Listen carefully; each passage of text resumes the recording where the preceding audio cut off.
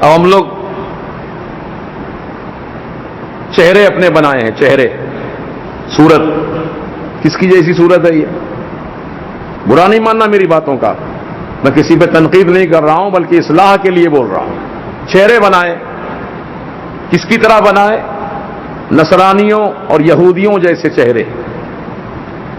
وہ لوگ داڑھی نہیں رکھتے ہیں چہرے پر، داڑھی کو روز مونڈتے ہیں، روز کاٹ کے پھینکتے ہیں نالی میں، اور مسلمان بھی ویسے ہی عمل کر رہے ہیں۔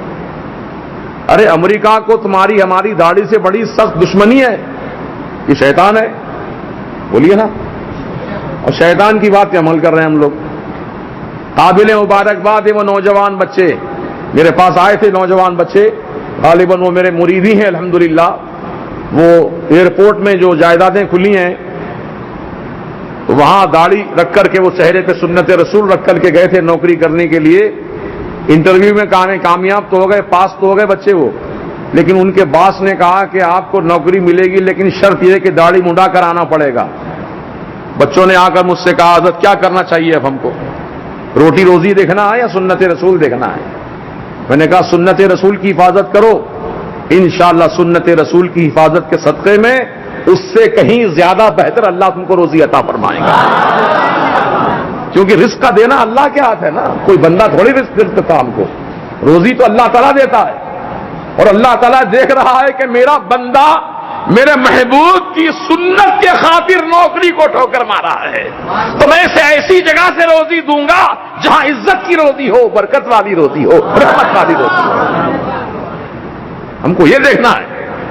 یہ دنیا کیا بول رہی ہے؟ دنیا تو سب شیطانوں کا اڈا ہے، ان کی بات مت سنو، رحمان اور حبیب رحمان کی بات سنو، غوث اعظم کی بات سنو، غریب نواز کی بات سنو، اعلیٰ حضرت کی بات سنو، مفتی اعظم کی بات سنو، اللہ والوں کی بات سنو، کیونکہ ان کی باتوں پر عمل کرنے سے نقصان نہیں ہے، دنیا کا بھی فائدہ ہے، آخرت کا بھی فائدہ ہے۔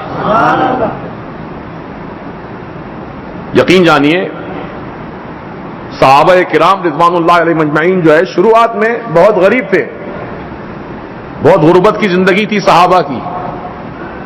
اس کے بعد جب وہ صحابہ اسلام پر ڈٹ گئے، اسلام پر جمے رہ گئے، اسلام کی تعلیمات پر من و عن عمل کرنے لگے، تو اس کا فیضان یہ ملا، فتوحات اسلامی بڑھنے لگی، بڑے بڑے قلعے فتح ہو گئے، بڑے بڑے بادشاہ زیر حراست آ گئے، ان کی دولتیں پوری مسلمانوں کے ہاتھ لگیں۔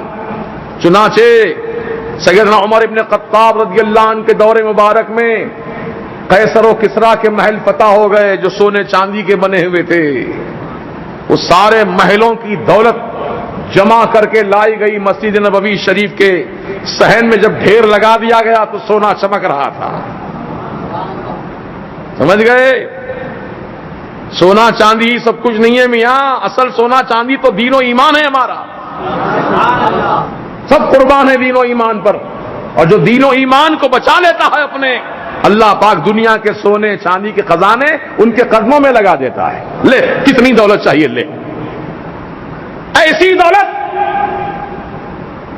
جو ہمارے دین و ایمان کو بچانے کے لیے ہو، دین و ایمان کی حفاظت کے لیے ہو، وہ دولت تو اچھی ہے، اور وہ دولت جو ہمارے دین و ایمان کو تباہ و برباد کرنے والی ہو، وہ دولت ہمارے لیے مناسب نہیں۔ ایسی دولت کو ٹھوکر مارو۔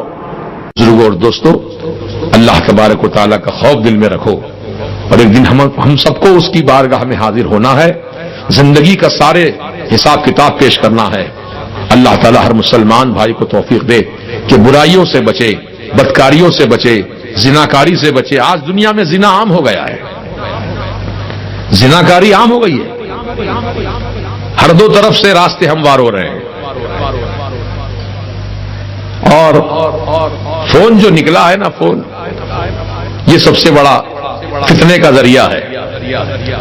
اب لوگ اس کو صحیح بھی استعمال کرتے ہیں تو ٹھیک ہے، صرف کسی کو پیغام پہنچانا ہے، آواز سننی ہے، خیر خیریت پوچھنی ہے، اس حد تک ٹھیک ہے، لیکن اور دوسرے جو معاملات فون پہ ہو رہے ہیں یہ خرافات ہیں۔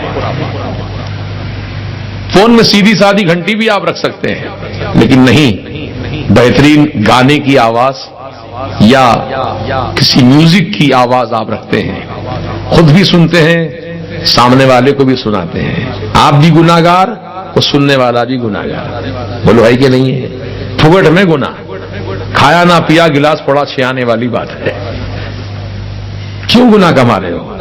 گلے میں چین، کان میں بالی، ہاتھ میں چین. کون ہے بھائی آپ؟ عورت ہیں، مرد ہیں. یہ مرد کو تو چین پہننے کا نہیں ہے، نہ ہاتھ میں، نہ کان میں، نہ گلے میں. یہ عورت کے زیور عورت کے لیے زیب دیتے ہیں. مرد ہیں، مرد کا زیور اس کی داڑھی ہے. یہ داڑھی سے آدمی کا چہرہ نور سے منور ہوتا ہے. یہ داڑھی انسان کے لیے شرافت کا ذریعہ بنتی ہے. حضور پاک علیہ السلام کی عظیم سنت ہے. آقا جب قبر میں دیکھیں گے کہ میرا امتی داڑھی کے ساتھ آیا ہے تو آقا خوش ہو کے مسکرا دیں گے. جب مسکرا دیں گے تو قبر میں اجالا ہی اجالا ہوگا. اللہ پاک ہم سب کو حضور پاک علیہ الصلوۃ والسلام کی محبت اور آپ کے طریقوں پر عمل کرنے کی توفیق رفیق عطا فرمائے. باتیں تو بھائی بہت ساری ہیں، زندگی بھر بھی بیان کرتا رہوں تو کم ہی ہے. آپ دیکھو ماشاءاللہ آپ اتنے تجسس، اتنے غور سے میری ایک ایک بات کو سن رہے ہیں، یوں معلوم ہوتا ہے کہ بس ابھی آئے ہیں، ابھی گفتگو ہوئی ہے. آپ کا شوق ذوق بتا رہا ہے، آپ کے چہرے بول رہے ہیں، آپ کی سماعت کا شوق ذوق بول رہا ہے کہ بھی اور مزید سننا چاہتے ہیں آپ لوگ. لیکن میں آپ سے معذرت کے ساتھ، چونکہ میری طبیعت کے لحاظ سے الحمدللہ یہ فقیر تو عہد کر رکھا ہے زندگی کی آخری سانس تک ہم کو بولنا ہی بولنا ہے.